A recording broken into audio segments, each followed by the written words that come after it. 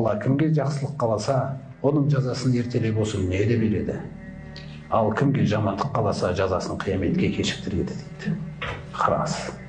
Әрбір қателіктен кейін бірден тазартып жіберсе, ол да Алланың махаббаты. Сіз ойламаңыз, мені жазаламай жүргеннен кейін кешіріп жатқан шығар деп. Жоқ. Истидрож деген нәрсе бар Құранда. Ақырын алдауға түсіріп, сосын шап береміз деген заңдылығым бар дейді. Одан мұсылмандар аман бар бұл сынақтан. Әлде бұл тек қана имансыздарға айтылған нәрсе ме?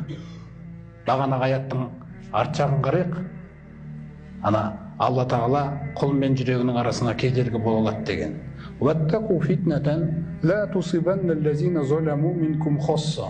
Ей иман келтіргендер, сендер абайлаңдар, әлгі қоғамның ішінде тек қана залым болып жүргендердің ғана басына түспейтін, сендерге қоса тигізетін ауыртпалық тауқыметім бар дейді. Уағламу, біліңдер, ей иман келтіргендер.